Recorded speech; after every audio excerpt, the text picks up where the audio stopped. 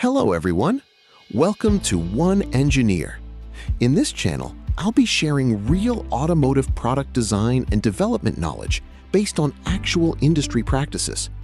Whether you are a student, a fresher, a CATIA designer, or already working in automotive engineering, this channel will help you understand how products are actually developed inside the industry.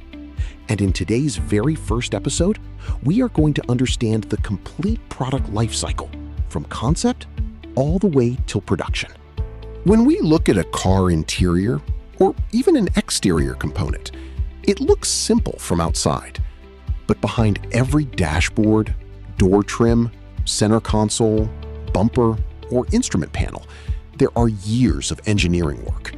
Thousands of decisions are taken before a product reaches production. A simple idea first starts as a concept. Then it goes through design, engineering, feasibility, validation, tooling, manufacturing, and finally mass production. Today, we'll understand this complete journey step by step.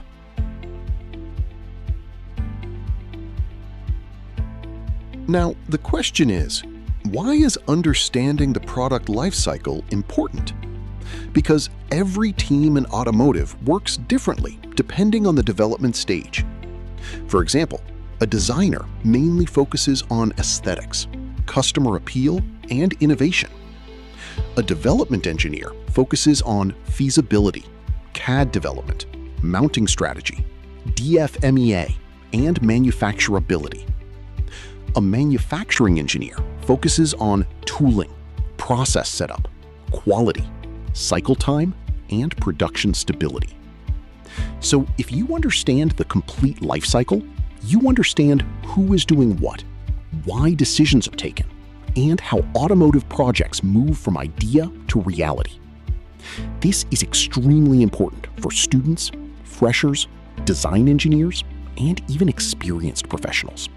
In automotive companies, product development is generally controlled through milestones. These milestones help track design maturity, risk, validation status, supplier readiness, and production readiness. These are commonly called engineering functional milestones, or EFMs. You can think of EFMs as checkpoints in the product development journey. Each EFM ensures that certain activities are completed, certain risks are closed, and the project is mature enough to move to the next stage. In this video, we'll understand all major EFMs from concept design up to production approval. So here we can see the complete EFM flow. The process starts from EFM 1, concept design, and gradually moves toward detailed design, tool readiness, validation, PPAP, and production approval. Each EFM increases the maturity level of the product. At the beginning, many things are uncertain, but as the project progresses, the design becomes more stable, more validated, and more production ready. Now let's understand every EFM in detail. EFM 1 is called Concept Design Initial. This is basically the starting point of product development. At this stage, the initial idea is created and evaluated. The first activity is understanding customer inputs and technical specifications. OEMs define requirements like cost targets, quality expectations, vehicle package space, weight targets, safety requirements, and styling expectations. Then feasibility studies begin. Here, engineers perform feasibility analysis, geometry checks, and patent risk studies. This stage is very important because even a good-looking concept may fail if it is not manufacturable. After that, key product characteristics are identified. These are generally called KPCs and KCCs. These characteristics are critical for fit, function, safety, or manufacturing quality. Then planning documents are created. For example, BOM, validation plans, section files, and tolerance stack studies. At this stage, cross-functional workshops also happen between design teams, suppliers, and development engineers. The final outcome of EFM 1 is a feasible concept with initial planning and documentation. EFM2 is called Concept Recommendation. Here, the previously created concept is refined and recommended for further development. At this stage, all core documents are updated. This includes technical specifications, feasibility analysis, geometry checks, and validation planning. Supplier alignment becomes extremely important during this phase because automotive development is highly dependent on supplier collaboration.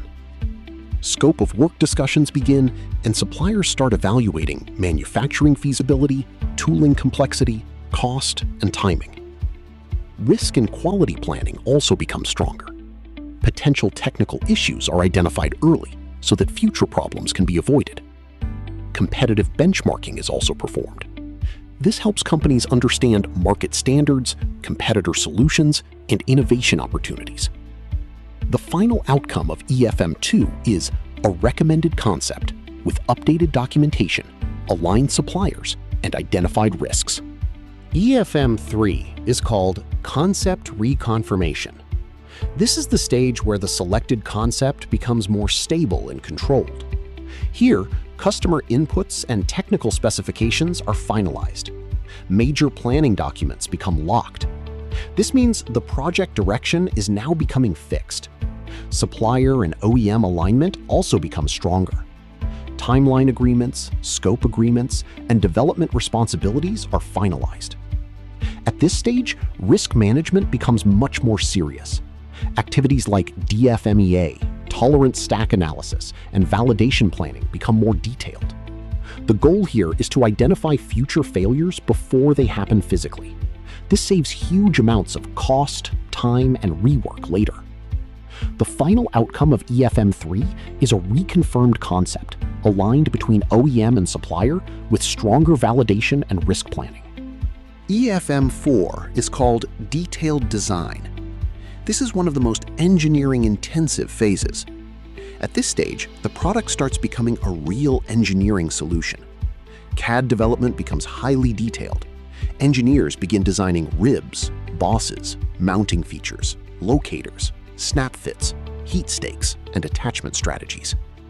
Digital mock-ups are created in CAD. This helps verify clearances, interferences, assembly feasibility, and package integration. Risk management activities become more mature.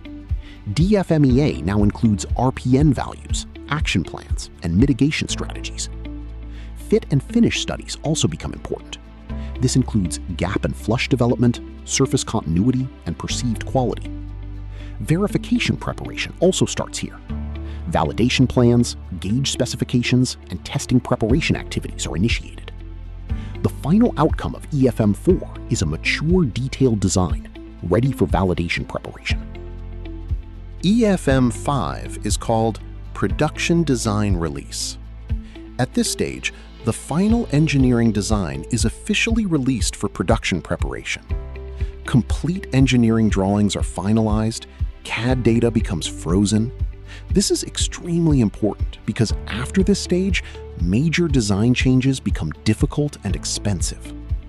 Production data is loaded into the PDM system, BOM structures are finalized, tool specifications are signed off by the plant. Validation activities from earlier phases are reviewed and completed.